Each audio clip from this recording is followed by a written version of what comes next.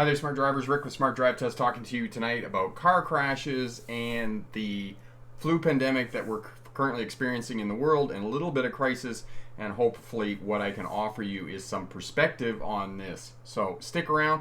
We'll be right back with that information. And I'll get my camera to work here. There we go.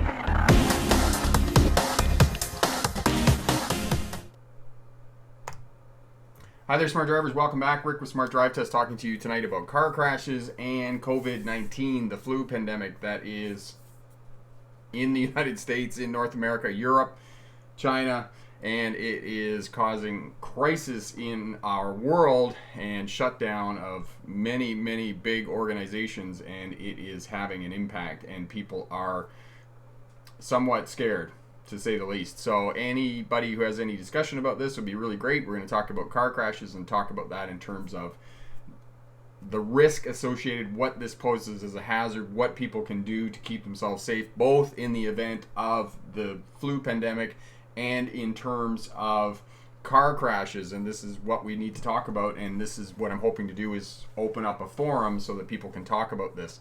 And just before we get started here, one of the things that I want to say to you, just bear with me while I get this going here.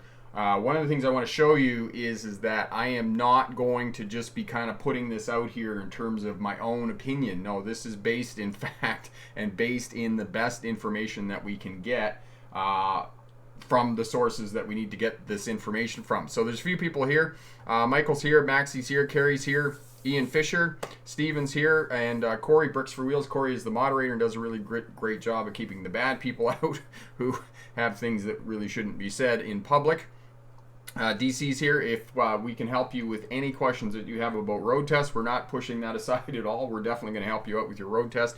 If you've got one coming up, we'll definitely help you with that. If you have any questions about being safe on the roadway or starting a career as a CDL driver, starting a career as a truck or bus driver. So if you're tuning in, you're watching on the replay, let us know where you're tuning in from. Let us know what class of license you're going for and how we can help you with that. And I suspect it's going to be fairly busy. There's quite a number of people here already. So if you do have any questions about that, send me an email, rick@smartdrivetest.com, and I'll definitely be able to send that to you. So I just want to show you this. These are the websites from which I'm pulling information from. This is the World Health Organization, who has a whole page on road traffic injuries in the world. The coronavirus information as well, coming from the World Health Organization, and then the CDC, the Center for Disease Control and Prevention. These are the websites from which I've pulled the information that I'm going to talk to you about tonight. So have a look at those websites. The URLs for those websites is down in the description as well. You can have a look at that information. And the CDC on their website is telling you that they are giving you the latest and the most updated information that they have available about the crisis. And us in Canada here, we're also being impacted by this. The province of Canada, the country of Canada, province of Quebec in Canada is now shutting down bars and other public facilities. So it is having an impact here as well as in the United States. So Dash is here. Sam, my friend Sam is here. Katie's working towards her learner's permit. Never again am I letting a teen driver drive me again. He drove 135 miles an hour on a country road. What were you doing with a teen driver, Dash? You know how you deal with that. If you have a teen driver that's kind of out of control like that, you just bump the transmission into neutral and take a hold of the steering wheel and say you don't drive like that. So there you go.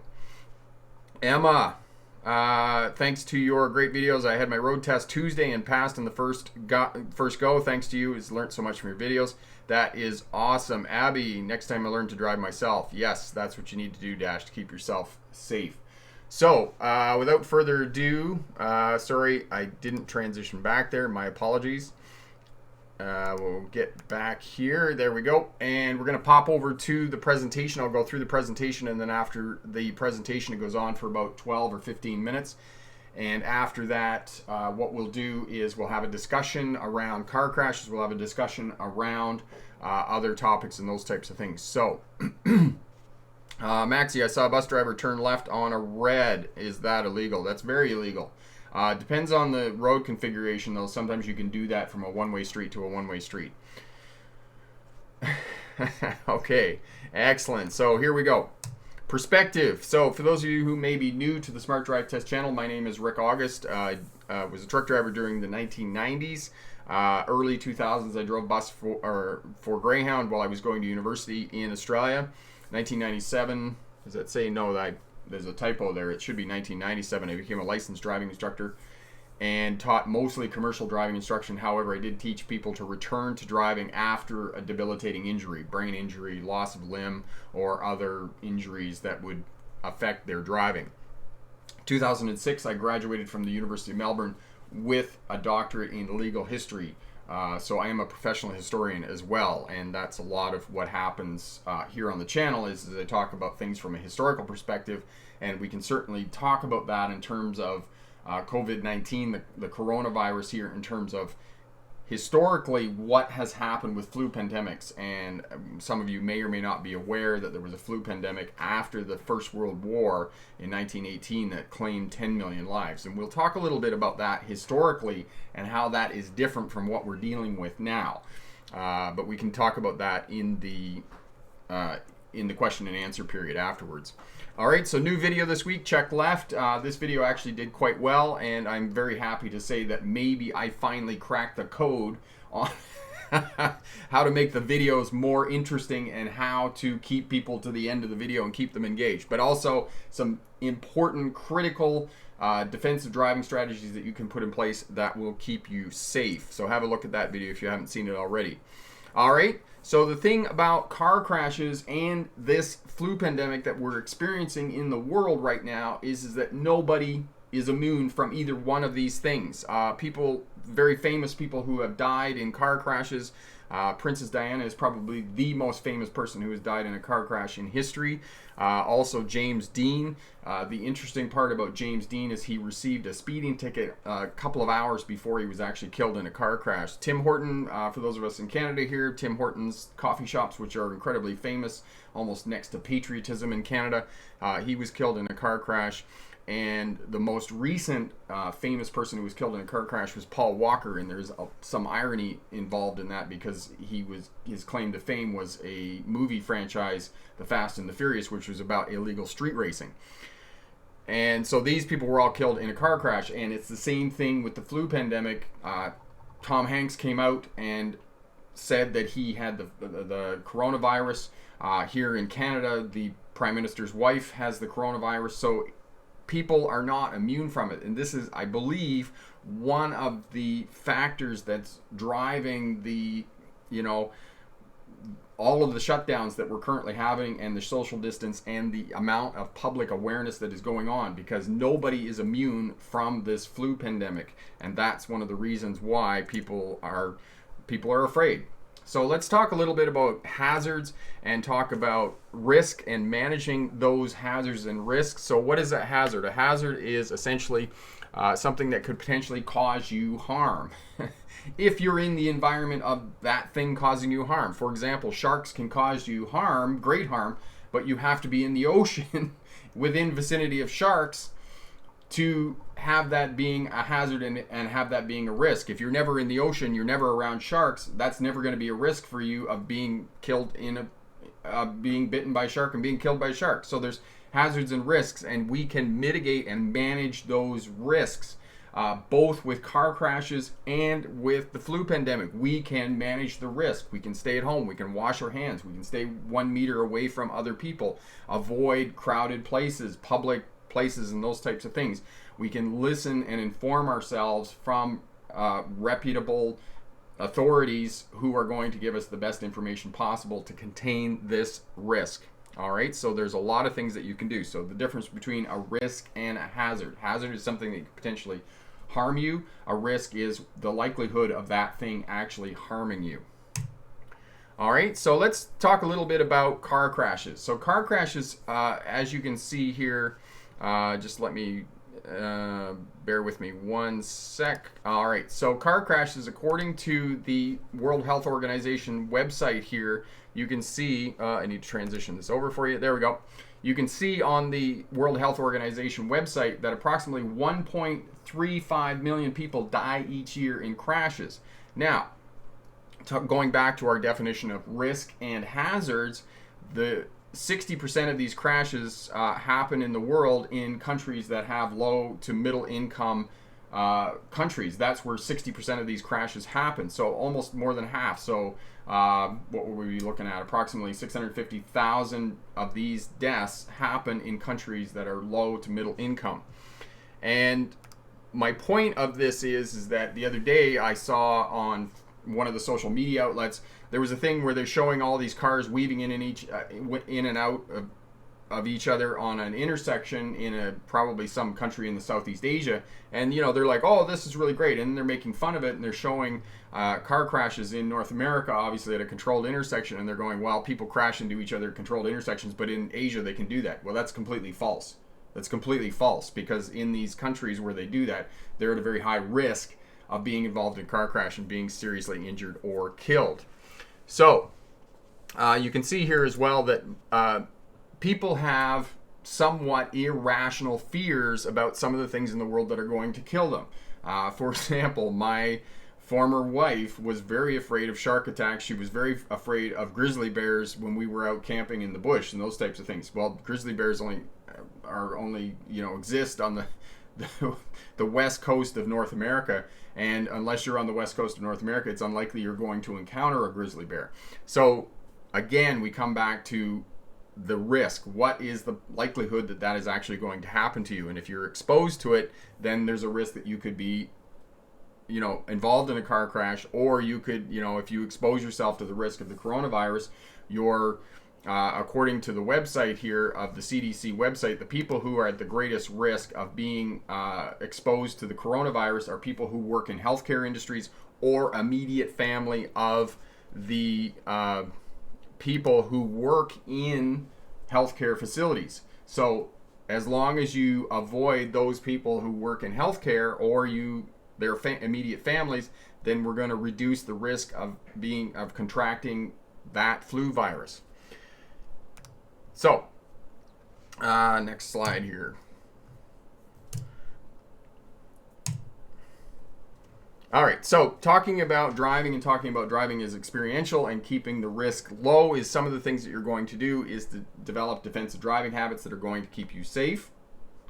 Observation, speed management, space management, and communication rather, sorry.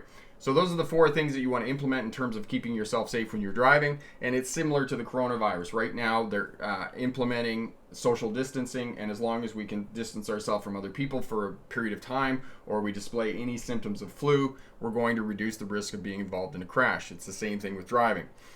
Communication and observation, and driving is experiential. And my point of this is that if you have a certain type of crash or you have a certain type of experience, sometimes you're going to have a skewed perspective on the topic that's happening. So for example, if you get into a crash where you're merging and you sideswipe another car, you're going to be looking every time after that, you're going to be vigilant about merging, and you're going to have a perspective. You're thinking that there's going to be a higher number of sideswipes crashes than you normally would. If you work in a healthcare facility, for example, in this current crisis, you're going to be seeing people come in who have the flu, who have symptoms of the flu, and you're going to be thinking, well, there's a higher rate than there actually is, when that's probably not the case. So essentially what you want to do in terms of both car crashes and the flu pandemic that's currently happening is you want to be on yellow alert. Essentially, you want to be aware of what's going on. You don't want to go out. You want to practice social distance. You want to be washing your hands and those types of things, especially if you're around live animals and whatnot. So prepare for the unexpected. Know what you need to know. That yellow alert of Star Trek, where you're kind of on high awareness of what's going on around you and in your environments. All right. So for the flu pandemic, stay at home. Pandemic may be a word, and we can have a discussion about this in the question and answer period about pandemic. I think carries a lot more weight for most people than what they think. Pandemic simply means that the flu has now reached international proportions, that it's everywhere in the world. It doesn't mean that there's thousands and thousands and thousands, tens of thousands of cases of it and that it's spreading exponentially. What it simply means is that it's international now. Okay? And there's 4 stages of a flu pandemic. So investigation, recognition, initiation, and acceleration. So initiation is when you have a small number of cases and they begin to make contact with other people and it begins to escalate.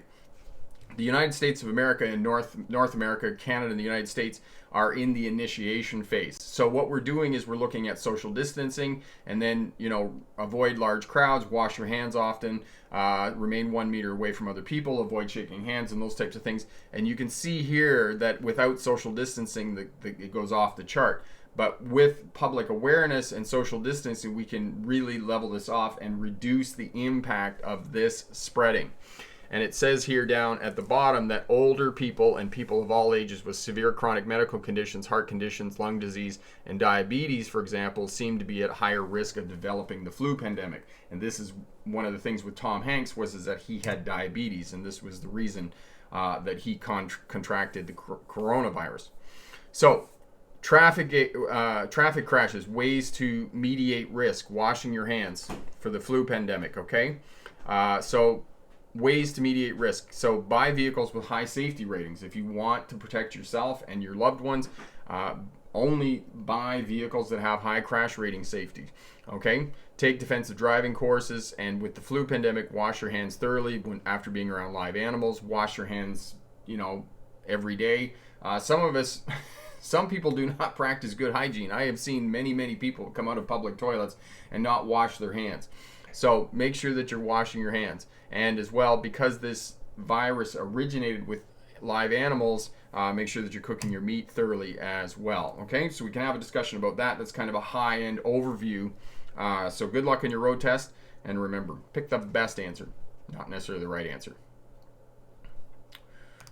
All right, there we go. Bear with me, there we go.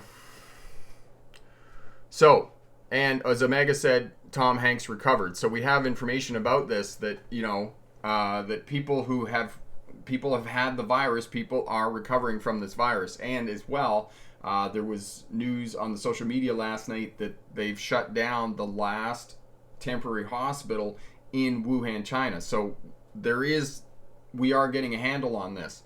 And we are, getting some measures in place that are going to protect people.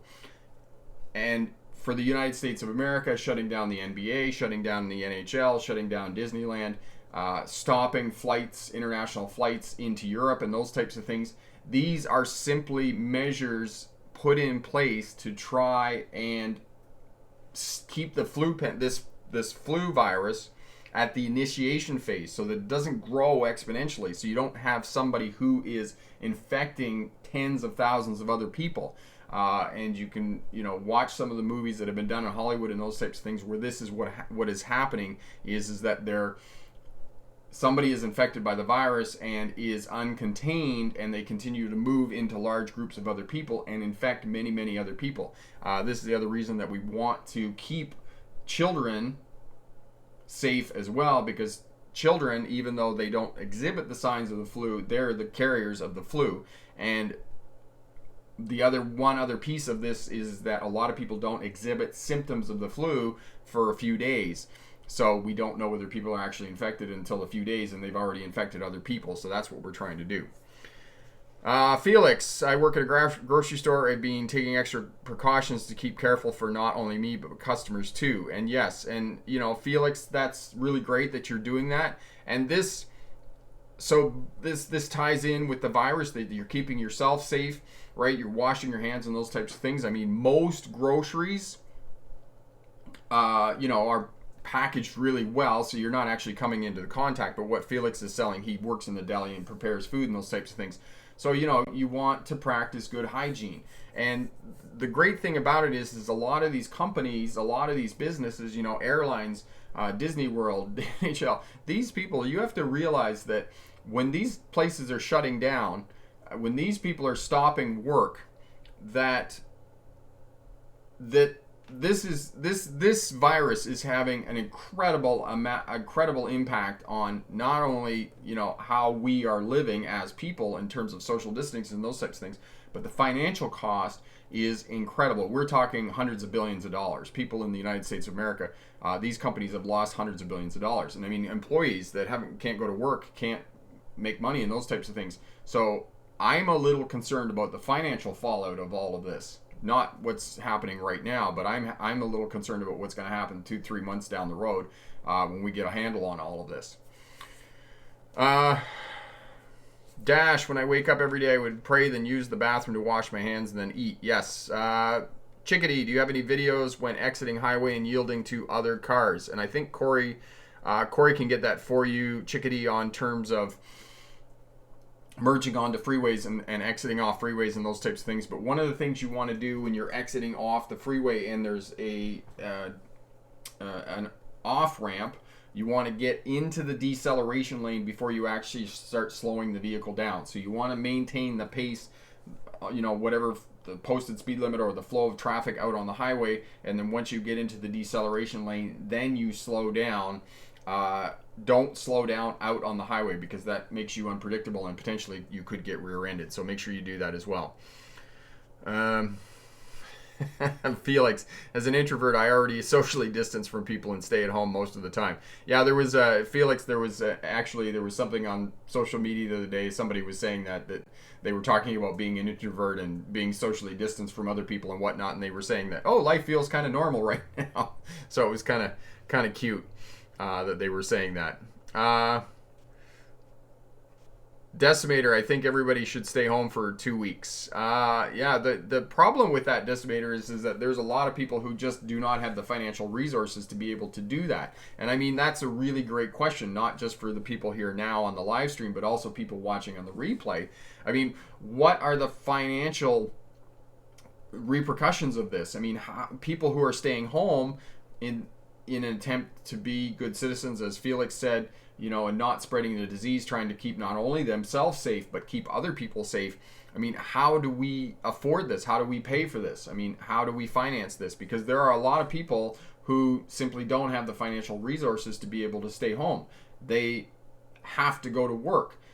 So how do we do that? And I have seen people, my business coach, for example, Kim Arden-Singer, she put forward, you know, a PayPal account. People are donating money to help people out who are doing this type of thing and whatnot. So people are coming forward and helping out, which is really awesome to see. Okay. Chickadee, where did I see that? You failed your road test last on the 6th of March. Sorry to hear that. That's unfortunate.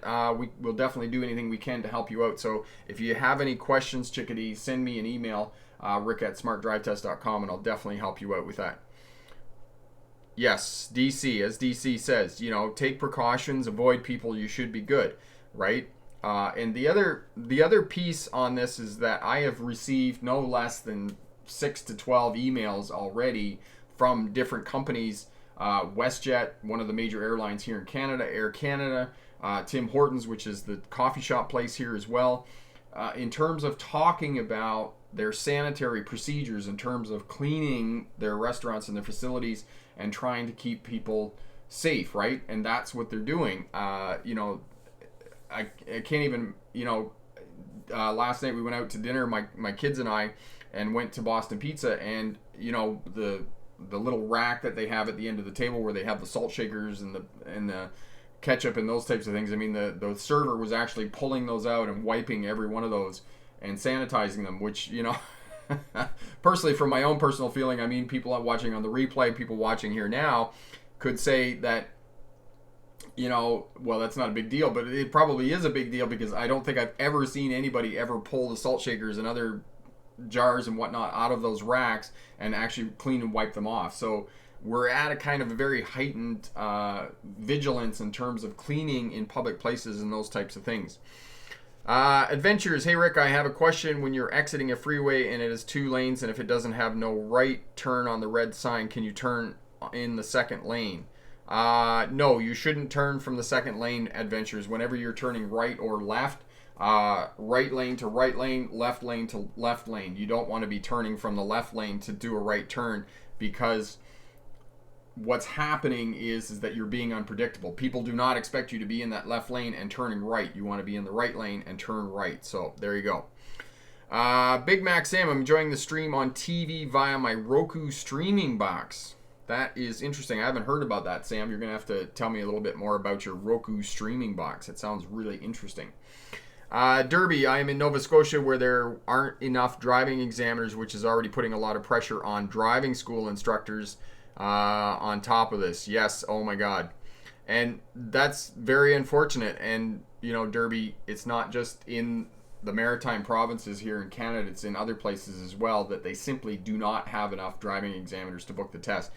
Some of these large metropolitan areas, Vancouver, Toronto, Winnipeg, Manitoba, and many of the metropolitan places in the United States, I mean, it's difficult to get a road test, and I'm sure that people watching on the replay, other people here now, are all having difficulties getting road tests booked, because, you know, I've heard some people say that they've waited at least 3 months before they could get a road test. And as you said, with this flu crisis on top of this, it's going to be even more difficult for you to get a driving test. And in conjunction with that, many of these people, these driving examiners, are going to be able to refuse work because you are not going to be at a safe distance from them sitting in a car.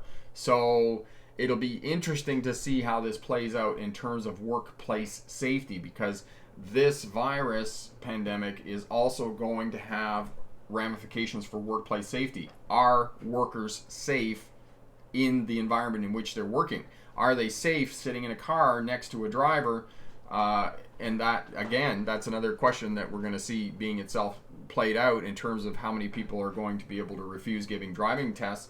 Are they going to be reassigned? Are they going to be sent home? Are they going to be able to go home? Those types of things. So that'll be interesting to see how that plays out. Dash, I'm more scared of driving than the coronavirus. And that's probably a reasonable fear, Dash, because you're much more likely to be killed in a car crash than you are by the coronavirus, especially right now. And, you know, here on the World Health Organization website, as I showed you earlier, 1.35 million people a year die in car crashes. 40,000 of those people who die in car crashes die in the United States of America. So 40,000 people in the United States of America every year die in the United States of America in car crashes. The interesting part about that is that every 18 months in the United States of America, more people die in car crashes than died in the entire Vietnam War. 65,000 American soldiers died in the Vietnam War, not to mention the countless millions of Vietnamese who died in the Vietnam War. But more people die in car crashes, more Americans die in car crashes in the United States every 18 months than American soldiers sent to the Vietnam War. That's a lot of people every 18 months.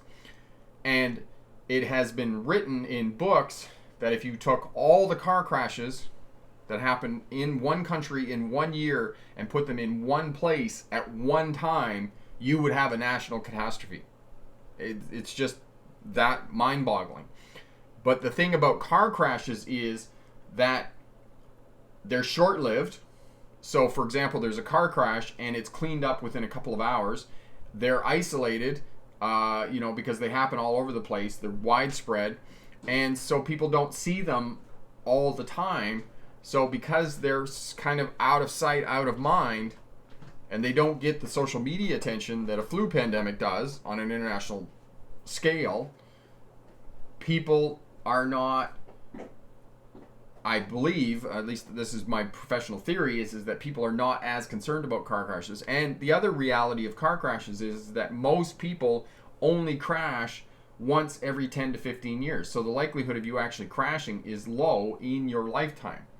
All right, unless you're a bad driver and have a high risk of having traffic crashes and those types of things. So, Bandit, Rick, out of curiosity, what is the average amount of time spent getting your CDL? It depends where you are, Bandit. Some of the provinces in Canada now have MELT, which is the mandatory entry level training for CDL. If you're in one of the provinces where you have mandatory entry-level training for CDL, you're going to be looking anywhere from sort of 6 to 12 weeks, depending on the school that you go to and your ability to get a road test. If you're not in Melt, so if you're still here in British Columbia, you could probably do it in sort of 4 to 6 weeks to get a CDL license here in the province of British Columbia. So it would be a lot quicker for you here than it would be somewhere else. So it's kind of a big window there, but really what is the deciding factor is how soon you can get a road test in terms of a CDL license. All right, Adventures, they closed all the bars and restaurants in my area. Where are you, Adventures? Yeah, they're doing the same thing in Quebec. So there is a lot of public angst around all of this in terms of closing bars and pubs and those types of things. And not only that, Adventures, the other thing about the flu pandemic and closing bars and public restaurants and whatnot, people are already doing the social distancing. As I said, we were at Boston Pizza last night and had dinner there. And the server said to us that on Friday it was completely packed, but last night we showed up at about 7 o'clock, and at 7 o'clock we were only her third table. There were very few people there. We also went swimming at the public pool yesterday, and usually there's 150 kids there on March break, because it's March break here in British Columbia. And on March break, there's usually 150 kids during a public swim. It's called the Toonie Swim. It's $2 to go swimming for 2 hours. Yesterday there were like 20 people there. It was completely it was abandoned. All right, Chickadee. Feedback from my last road test: failing to yield to vehicle that did last minute lane change. Took control of the brake to avoid collision on right turn. This is after exiting the highway. Okay, so Chickadee, yeah, that's unfortunate, and I will tell you this, and I'll tell everybody else this who's watching on the replay and whatnot. If the examiner takes control of the vehicle, that is an automatic fail on a road test. As soon as the examiner takes control of the vehicle, automatic fail. So if the examiner applies the brake or takes a hold of the steering wheel or puts the transmission into neutral, automatic fail. It's the same thing as another smart driver, and I'll let you know this as well.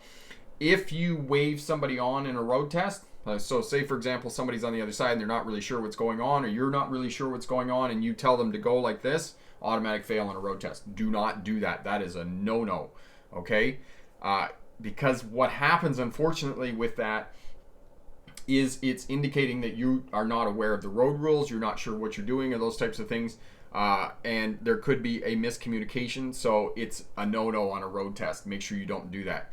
And Sam might have something to say about that as well in terms of waving people on a road test, but the student told me that, and as soon as he said that in the comment, I'm just like, yeah, that's the reason you failed, is because you waved somebody on. And actually in the road test pass-fail compilation that I put up a couple of weeks ago, Corey will put the link up for you for that as well. There's a little clip in there, and I know some of them are pretty short. You might have to watch the video 2 or 3 times to sort of get all the information that's in that video, but you can see, and I zoomed in on the guy across, he's waving you on, and as soon as you do that, that's what happens. It's a fail. Jaden, you had a comment up here somewhere. Let's see if I can find it. Jaden. Oh, here we go. Me and my dad were taking his truck on the car wash. Someone was sitting in the left lane, not moving when the light went green. Possibly they were on their phone, so I honked the horn on them. And what was the response you got when you honked the horn on them, Jaden? That's always the interesting piece that I have. Okay, all right. Derby, is there a high demand for road tests this time of year, given that winter is almost over? I don't have a car to practice, so I mostly play video games and ride my bike. Derby, you might want to try and get some practice. I know that it's tough. I know, especially if you don't have a car, but have a look around. Aunts, uncles, friends, seniors, anybody that you can getting a car, getting practice. You're going to need to be able to do that, because unfortunately driving a car is very different than a video game. I mean, there are some transferable skills, but I would really encourage you to get in a vehicle and drive a vehicle. Okay, Gordon, texting while driving ought to be considered a pandemic ahead of coronavirus. Yes, Gordon, but and that in and of itself, Gordon, is a whole other topic about distracted driving, using cell phones, using telematics, and those types of things. And it was actually interesting because ICBC is the licensing authority here in British Columbia. And they posted something on Twitter the other day, and they're saying that 1 in 4 crashes, fatal crashes in the province of British Columbia, is due to distracted driving. And I wrote them back and I said, okay, first of all, I want to know what the definition of distracted driving is that you're using. Because are we talking about distracted driving just when you're using a cell phone? Or is distracted driving when you're drinking or eating in the car, you're putting on makeup, you're shaving, you're adjusting the radio? Can distracted driving be any of those things? And then the other thing I want to know is, how are they crunching these numbers? Like, where are they getting these numbers from? Because first of all, traffic crashes are incredibly difficult to collate and collect because you have so many different authorities involved in collecting information about traffic crashes. And as Tim's not here tonight, but Smart Drive BC, his website, he does a lot of this collecting of information and statistics and those types of things. And he said many of these crashes are not even investigated any longer. For example, if you have a car crash, they simply call the tow truck, and a couple of days later you have to show up at one of the investigation centers put on by ICBC, and I don't know whether it's the same in the States with the DOT and those types of things. The police don't even show up anymore for many of these crashes. They're not even investigated. So where is ICBC getting this information? Where are the authorities responsible for collating and collecting data about traffic crashes? Where are they getting this information? So where's the information coming from? So how can they make those statements? And this is the information that I wanted to know. So that was kind of a long ramble on distracted driving there. Okay. Yes, and it will be a bit of a challenge for you, Derby, until you get your license, okay? All right. Sam, funny that you bring up the waving at a road test. I had a student take a road test, and he saw pedestrians about to cross the street. He stopped, waved at the pedestrian to cross, and he said the examiner was on with it. Interesting.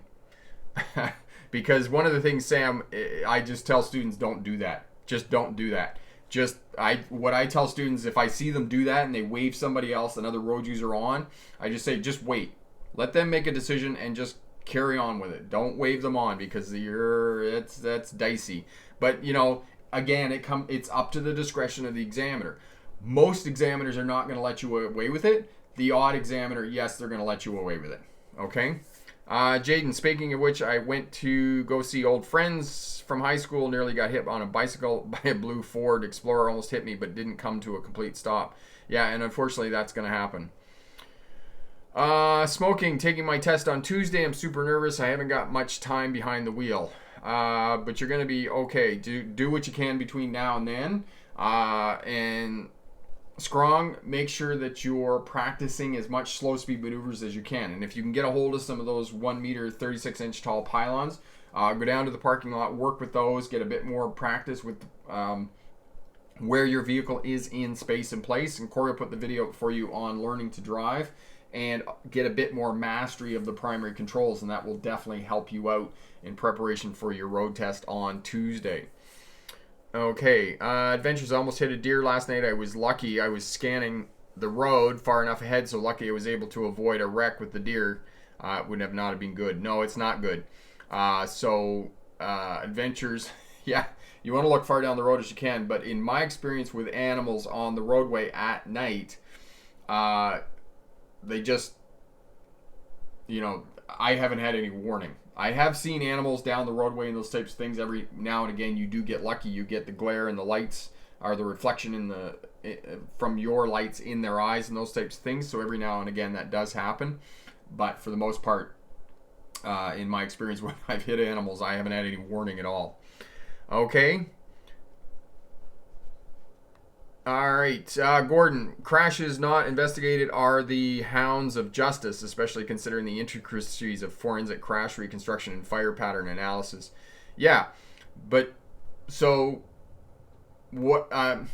Let me just elaborate on that a little bit, Gordon. In terms of the crashes that are not being investigated, so these would be crashes where there's only property damage. So if there are injuries or fatalities in the crash, then obviously police are going to come out and investigate those crashes.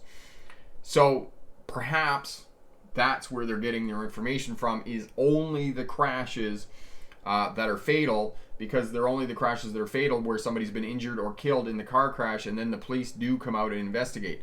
But again, there's a lot of questions around how is that information being collected? How is that information how are the same questions being asked? Who's investigating the crash? There's a lot of questions that are going into, this information, that they're kind of putting these blatant statements out there, but they're not really, you're once you start pulling back and analyzing where the information is coming from, then it tends to get a bit questionable. That's what I'm asking. So I just want a bit more, a bit more transparency in terms of how they're collecting and collating this data. Dash, how should you drive when the road is flooded? You should never drive in a flood. Yeah, Dash. I will tell you a story about roads that are flooded and driving on roads that are flooded. So when you're driving on a road that has water on it, and the water's probably, say, less than 6 inches deep, and you're going at a fairly good speed, the water will come off like it does off the bow of a boat. It'll splash out, right? When the water gets too deep, the car will actually float for a bit. I had this experience some years ago. We had an unusual summer in Ontario, Canada, and we were driving down these back roads trying to get back to work, and there was just a pylon stuck at the end of the road saying that the road was closed because it was flooded, and we proceeded to go down anyway, and so we got into the water, and the water stopped going off like this, and it just kind of went out in ripples in front of the car, and it turned out that the water was actually too deep to drive in. The engine stalled on the car, and so I said to my wife at the time, she was in the car, and I said, well, I'll just get out and push. So I got out, put my hands on the front of the car and pushed the car, and the car just kind of went away, because it was floating on the water, and there was no resistance whatsoever. So the water can be too deep to drive in, and if the road is closed and it's due to flooding, don't drive down there, okay? Because you could potentially get into a lot of danger, and actually you can watch some of the videos on YouTube here about road fails and those types of things where the water's actually too deep and the car just goes in submarines. So yeah, if the road's flooded, don't drive on it. All right, Bandit, hitting animals is why all the old cowboys fit bull bars to their trucks, but they don't hook onto a bull bar if you're going to pull the truck, because they don't work at all, because they're not attached to the frame, and usually it's just light aluminum. It's not very heavy metal at all that makes up these bull bars and those types of things. And on that note, Bandit, when I hit the kangaroos in Australia, there were actually bull bars on the front of the bus. And despite the bull bars on the front of the bus, the kangaroos still did $1,000 worth of damage to the front of the vehicle. So know that as well. Excellent. Okay, Jaden. Sam, I meant to say okay with it.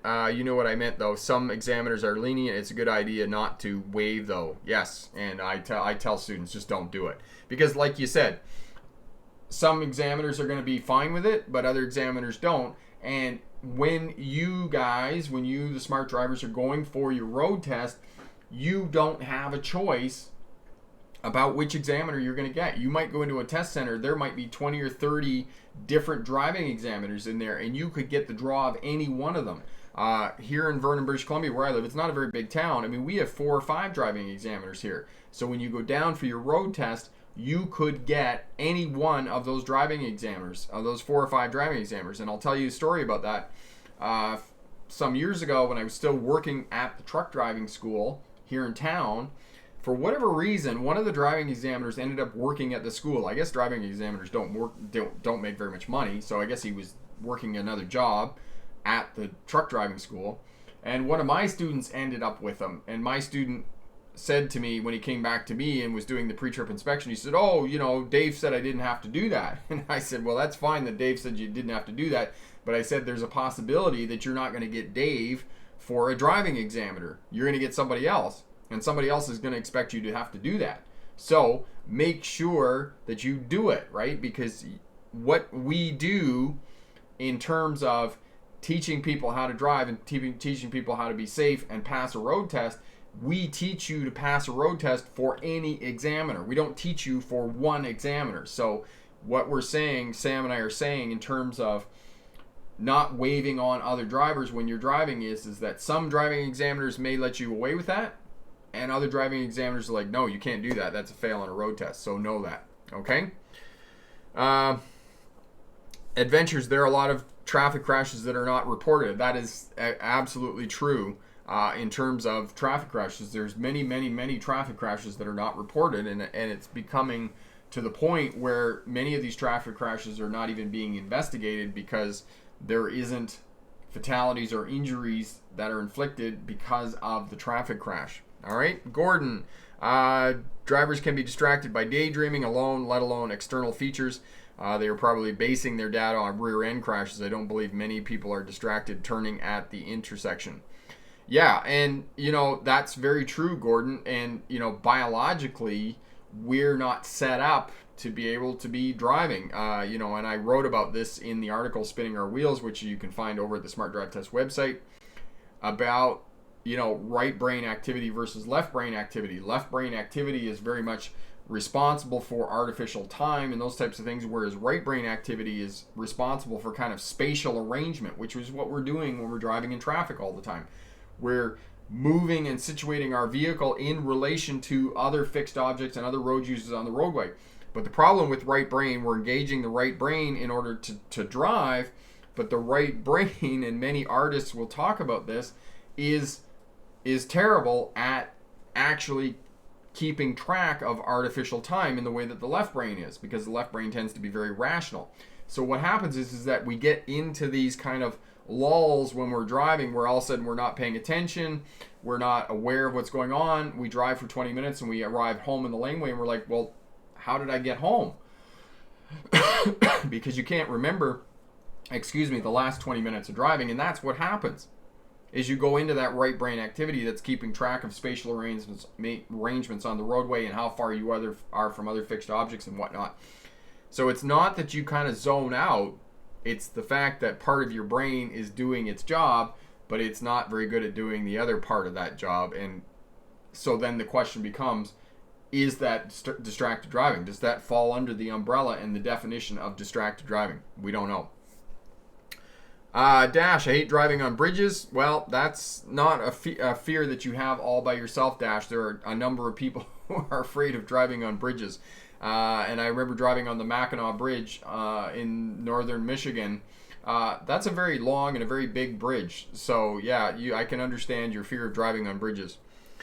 Okay, Carrie, driving safety is extremely important. Sad that the number of people injured or killed in car crashes do not get more attention in the media. This issue deserves more attention. It does, but I think you're fighting an uphill battle, Carrie, in terms of getting people to understand the importance of traffic safety. We have had a movement in, higher income countries in the world, in North America and Canada, many European countries, Australia and whatnot, but in the middle to lower income countries in the world, this is where the highest number of traffic crashes are happening. As you can see on the World Health Organization website, 60% of fatal crashes occur in these countries. And there are many safety features on vehicles that can reduce significantly traffic deaths, traffic injuries. Wearing a seatbelt, for example, will reduce your chances of being killed in a car crash by 50 to 60% if you're sitting in the front. If you're sitting in the rear, by 25%.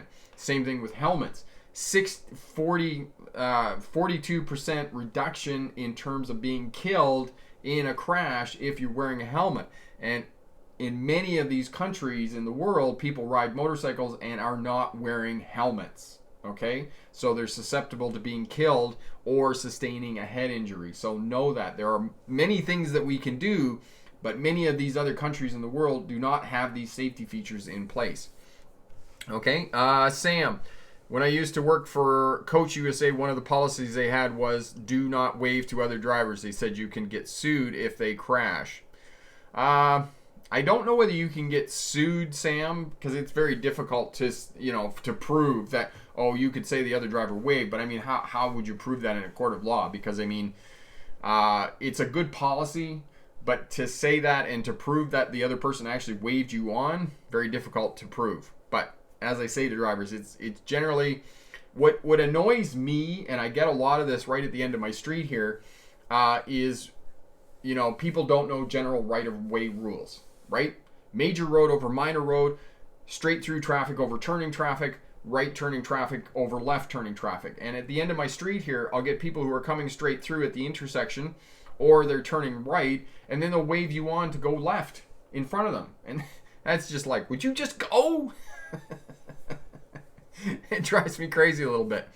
Epic. If you're driving in New York State, there might be checkpoints for coronavirus. Take extra risk at long drives because a fellow student from my brother's school got into a fatal crash on the way to Virginia.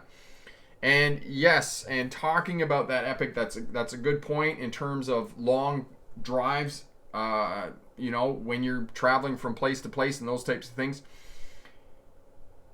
Take a break every couple of hours. Make sure that you get good sleep. Make sure that you're, have things in the vehicle that are going to keep you alert. Listen to audiobooks. I know a lot of people are saying, oh, that's going to cause you to be distracted. No, it doesn't cause you to be distracted, because what happens is the brain isn't bored anymore and it's going to be engaged. People have, I've had people say this to me over the years. When I say that to them, that they're like, oh, I'm going to be distracted. No, you're not going to be distracted. You're keeping the brain engaged, and you need to keep your brain engaged when you're driving, because if you're driving along roadways and those types of things, it can get very tedious, right? You're driving long distances, looking out the windshield. It's not very interesting. There's not a lot of traffic. There's not a lot of turns or those types of things. Keep your brain engaged, and do that with audiobooks, eating while you're driving, chips or something like that. Something that's not, not messy, like a big, Burger King Whopper that's going to drip all over you and those types of things, but some chips or something that you can eat and those types of things. And there's a lot more strategies and techniques. There's a video here on fatigue management. It's for CDL drivers, but it'll also work for people who are driving passenger vehicles and on long trips and those types of things. So adventures, yes, listening to podcasts while driving, and that is really good, and that's going to help you stay alert as well. But again, a note of caution, right? Make sure you have all this stuff preloaded before you start driving. And if you're going to start messing around with your phone, or you're going to start messing around with your iPod, or the radio, or those types of things, whatever, pull over to the side of the road in a safe place. Don't pull over on the side of the interstate, because that's not a safe place. Pull over someplace safely and readjust, organize your podcast or whatever. Put them back on, and then carry on with your driving and focus on what you're doing. All right. Sam, where'd you go? I agree with you. The company was giving drivers scare tactics so they don't do it. Yes, I totally agree. Adventures, yes, that's why my car just crumbled if you wreck them, because to protect the occupants. That's why a lot of cars would be totaled if you have an accident. Yes, crumple zones in and around the vehicle to absorb the energy and the impact when you're driving. Excellent. Dash, on my stick shift car, my fourth is not working, so I just skip it up to fifth gear. That's one way of doing it, Dash. Any ideas why fourth gear isn't working in your stick shift? And you sing when you drive too. I'm sure you're awesome. Sam, I remember driving this 7-mile bridge in Florida. I was surrounded by nothing but water. Yeah. And I would need to look this up, but I think the Mackinac Bridge in northern Michigan is 4 miles. But the thing that gets me about these bridges is that they don't have a conventional bridge deck on them. It's metal mesh. You can actually look down through the bridge deck. That tends to freak me out a little bit when I'm, and when I went over the Mackinac Bridge, I was driving a rig. So yeah, that's a little bit more interesting. And going back to interesting bits about bridges, the Ambassador Bridge, which goes from Windsor, Ontario, Canada, into Detroit, Michigan, in the United States. The Ambassador Bridge, I sat on the Ambassador Bridge more than a few times, and lined up with truck traffic all the way from the American border back across the bridge. And there's 100 trucks, fully loaded tractor trailers, sitting on the Ambassador Bridge, and the bridge, you're 200 feet above the St. Clair River, and the bridge kind of moves when you're sitting on it. It kind of moves, but that's totally normal. But it's still kind of a weird feeling when you think about how much weight is on that bridge with all of that truck and vehicle traffic. Kerbin, I completely agree with you on that. It keeps me engaged and awake, and that's awesome that you're doing that. Lightning, I love listening to scary music when driving in scary rural Yes, awesome. Dash, my car is very old. Dash, my car is very old too. You've seen the buggy. All my gears work. There must be something wrong with your transmission. Epic, checkpoints for COVID-19, particularly in New Rochelle. Also, the same time, there's long distance drive risks since a student from my brother's school got into a crash. Okay. That's awesome, Dash, that everybody asked you to sing. Brilliant. Jaden, sorry about that. Excellent. Plans for the week. Michael, my car stopped going into fifth, which is the overdrive, 3,000 RPM at 70. Yeah, it's not terrible. My Honda, is it a V6, Michael? Because my Honda does 3,000 RPM at 100K. Bandit, I'm having trouble keeping up with the vehicle safety discussion whilst looking at the VW Beetle on the shelf. Excellent. All right, I think we'll wrap it up there. If anybody else has any questions, if you're watching on the replay, everybody make sure you hit that thumbs up button as well. Leave us a comment if you're watching on the replay as well. If you have any questions about passing a road test, being safer on the roadway and whatnot, make sure you send me an email, rick@smartdrivetest.com, over at the Smart Drive Test website. And as well, if you're looking to pass your road test, being a safer driver, we have the Pass Your Road Test First Time over at the Smart Drive Test website. And we're also including Defensive Driving and Winter Driving Smart in our kind of commitment to keep you safe on the roadways. So you can pick all that up for $37.95 over at the Smart Drive Test website. So pick up Pass Your Road Test First Time and you'll get Defensive Driving and Winter Driving Smart courses as well. Gordon, do I prefer automatic or manual? Gordon, my preference is definitely a manual transmission. Especially if it's a 4-cylinder, I definitely have to have a manual transmission. If it's a V6 or a V8, then yeah, an automatic's okay, but my preference is really a manual transmission. Jaden, I always wanted a Ford Crown Vic, but come to think of it, since I'm about to get a job, may I get like an old or new Explorer Mustang if I got a job? Excellent. Dash, automatic. And Dash, that's not unusual. Lots of people in North America prefer automatic transmissions. You can tell that by the number of sales of automatic transmissions. All right, Michael. Nope, you got a 4-cylinder. Okay, well, that's not terrible. 3,000 at 70 miles an hour. Because like I said, my Honda, all of the Hondas of that vintage, all the transmissions were geared to do 3,000 RPM at 60 miles an hour. So it's yours is a little bit better in terms of doing that. Okay, Jaden, I have a taxi group on Facebook, but unfortunately it is private, so I will have to friend request you to it. Excellent. That's awesome, Jaden. Brilliant. Manual transmission is almost theft proof. Yes, in this day and age it is. Adventures. And the other thing about driving a manual transmission, if you can drive a manual transmission in North America, you can generally get better deals on cars that are fitted with manual transmissions because a lot of people just don't want them, right? So you can tend to get a better deal on them. All right. It always helps to know how to drive a stick, especially if you're going to travel to Europe and other parts of the world. If you go to Europe and you rent a car, you're almost guaranteed that it's going to be a manual transmission. All right, so we're going to leave it there. Congratulations to everybody who's passed a road test in the last couple of weeks. Good luck to those of you who have a road test coming up. And again, hit that thumbs up button if you're watching on the replay. Leave us a comment, and we'll definitely help you out with passing a road test, being a safer, smarter driver on the roadway. And Sam says, drive safe, everyone. And remember, look around, keep your head on a swivel. And yes, and we have a video here for that too as well. Keep your head moving and observe well. And definitely check out the video that we put up this week on head checks to the left. All the best. And remember, pick the best answer, not necessarily the right answer. Have a great night. Bye now.